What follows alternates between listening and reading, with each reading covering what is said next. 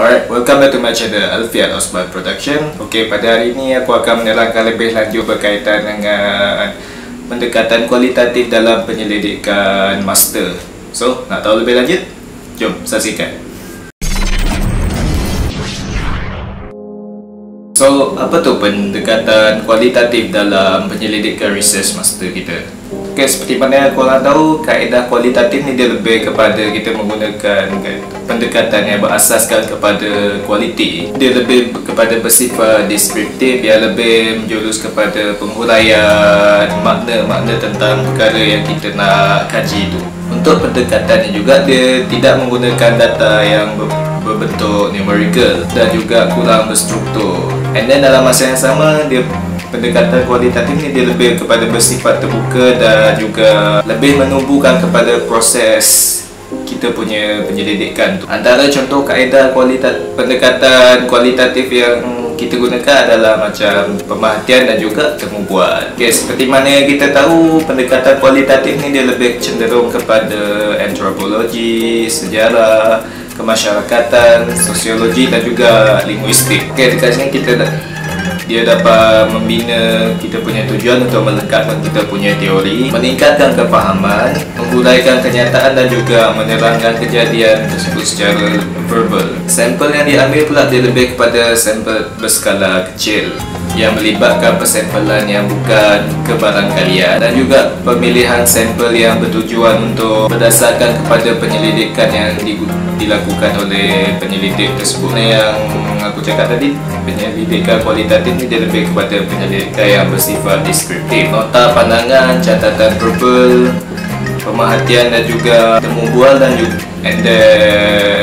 maklumat daripada bahan dokumentasi. Contoh persampelan yang digunakan dekat sini, penyelidik tu dia menggunakan triangulation data dalam dia punya penyelidikan tu. Contohnya macam untuk yang badan berorganisasi, bila seorang penyelidik tu dia pergi kepada organisasi tersebut, dia bertanya tentang maklumat-maklumat berkaitan dengan apa yang dia nak kaji kepada informan yang berada dekat organisasi tersebut.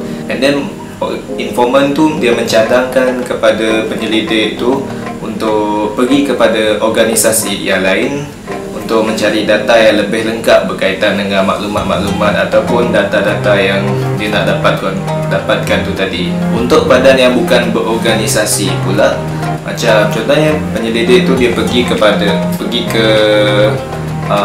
lokasi penyelidikan dia ataupun tempat fieldwork dia.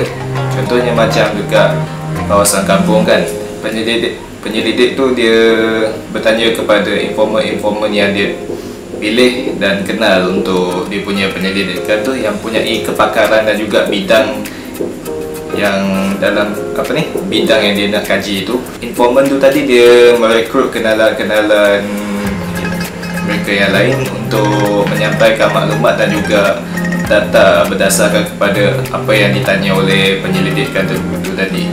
Tu untuk tempat yang triangulation data untuk yang fieldwork punya. So dekat sini apa pula kelebihan kita guna pendekatan kualitatif ni tadi? Okey, seperti mana yang kita tahu, kaedah kualitatif ni tadi dia membolehkan seseorang penyelidik tu dia untuk meneroka sesuatu bidang yang dia nak kaji tu dengan secara lebih mendalam. Dalam masa yang sama juga, kualitatif ni dia mampu membuatkan penyelidik menghasilkan pengumpulan data secara preliminary ataupun awalan kepada sesuatu topik tu. And then kualitatif ni dia lebih mudah untuk kita analisis sebab kualitatif ni dia tidak menekankan kepada kita guna statistik, penggunaan jadual ataupun pengiraan dan juga sebagainya. So dekat sini dia lebih kepada kita untuk menggunakan penggunaan bahasa yang efisien dan juga penyusunan ayat tu yang lebih penting yang diutamakan dekat sini. Dan dalam masa yang sama juga, dia mampu mengkomunikasikan kita punya hasil penyelidikan ni kepada masyarakat luar. Dengan cara ni penyelidik tu dapat merasa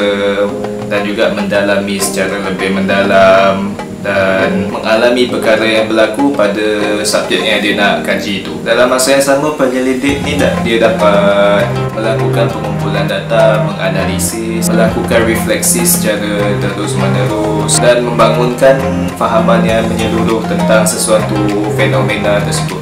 So, itu semualah berkaitan dengan kelebihan dan juga secara lebih lanjutlah berkaitan dengan pendekatan kualitatif yang aku nak sampaikan dekat sini. So, video ni dia ada sambungan dia berkaitan dengan